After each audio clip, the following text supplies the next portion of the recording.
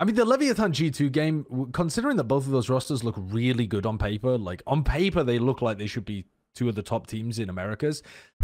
Goat is back! I just read the fuck, he got 52 kills in 2 maps, baby! That's 26 a game! 15-6 first kill, first death. He had an 83% cast percentage, baby! He's fucking back.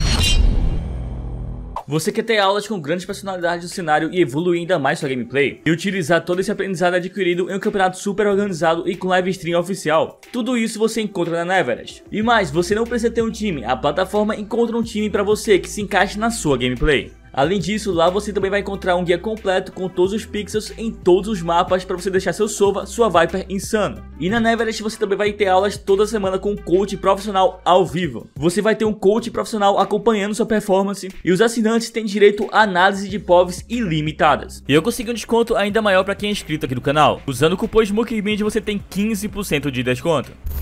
Fala galera, tudo bem com vocês? Recentemente teve mais um episódio do Playchat, que é um dos maiores, se não o maior podcast sobre Valorant. E nesse episódio eles falaram sobre a estreia do Aspas, falaram sobre quererem ver G2 contra a Leviathan, G2 que é a ex-The Guard, antiga equipe do Tex, que agora está na Leviathan. Falaram também sobre a estreia do MWZera como duelista na Fúria e sobre o MBR. E separamos esses trechos aqui pra gente conferir, então já deixa aquele like nesse vídeo, confere se está inscrito aqui no canal e vamos lá ver o trecho. But they played this show match. I don't think anyone was taking it seriously. I mean, we had some bonkers compositions. If you want to like pull up the VLR page or something, you've got Shy playing Reyna, Kesnit on Sova, Aspas on Reyna as well. Tex was playing Jet, despite definitely being a Sentinel player. He's like gonna be their Chamber surely if the next meta is like Chamber Cypher kind of stuff or Chamber Killjoy, what whatever meta ends up happening. I think both of these rosters are going to be fairly decent. I'm hoping that the Leviathan roster is very good, but that's what I said about Leviathan last year, so I'm kind of holding my breath. I'm not holding my breath. I'm just going to see how it goes. I'd be down for more Aspas Reyna. Give me that at all times. Let me just see Aspas, no comms, running it down on Reyna.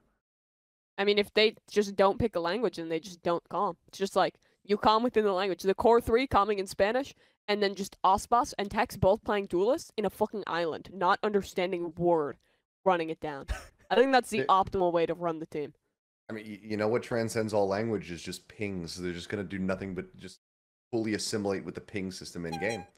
And that's true. That's every just, round. They don't need words. Pinging is faster than talking. Yeah. Overall, though, this show match was fairly useless. I mean, but Aspas killed more people than killed him, so we know he's going to be really good on Leviathan, and they're winning it all next year. Yes. Yep. But King has help. And that's King scary. Does have help. Yeah. That is scary for every other team. The King is no longer a one-man wrecking crew for Leviathan.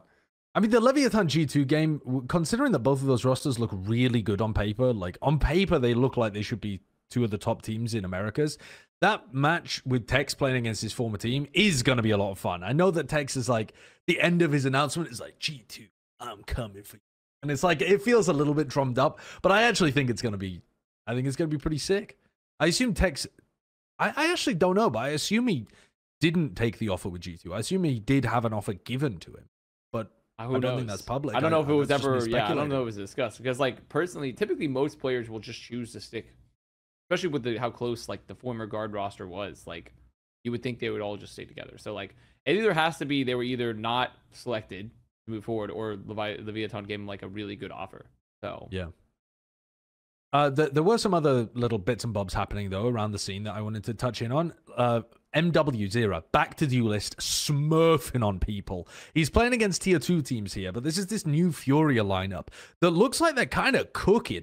They got Havoc on this team, who was one of the best up-and-coming players, who was rumored to replace Aspas at one point in time. And they've got, I mean, Khalil's still fantastic. A few other players that look like they've got some... I mean, the Atsi looks like he's doing fairly well. And I look at MW stats in these matches. I mean, he's just rolling people. The GOAT is back. The GOAT is back. No? Is it just me that's on the GOAT I thought you were going to keep going. I thought you were going to keep going. I thought felt you like were there was a popping dramatic pause. I thought you were going to keep... I was waiting for a third third volley of the a third Okay, goat the is back. GOAT is back! That's what you were waiting for? He's back. Pretty much. Yeah. I mean, seems good. Seems good. Just read the I don't give a fuck. He got 52 kills in 2 maps, baby. That's 26 a game. 15-6 first kill, first death. He had an 83% cast percentage, baby. He's fucking back. Holy Furious winning it all stat, next Sally. season. Holy Statistician shit. Sally over 22% here. headshot rate. Never mind. He fucking sucks. Stacy would be better.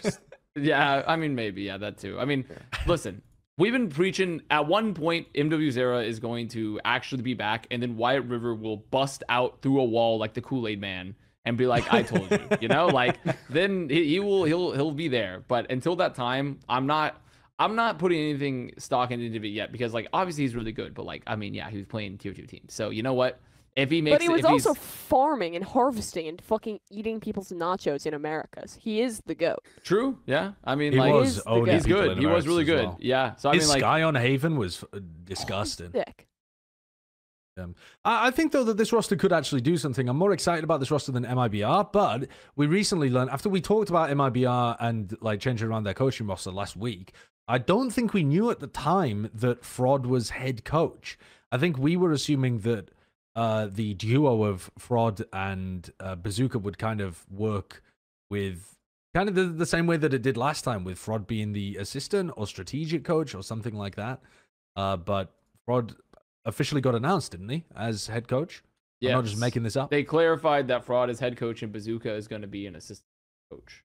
So, I mean, they must have really liked what Fraud obviously did for like the end of that champs run the previous year, and then like with them, like, I mean, they got third this year with Loud. So like, I feel like and like it's clear that there was a system put in place, because this was after, you know, this is after losing, you know, people thought like they're like 2 of their most key players, you know.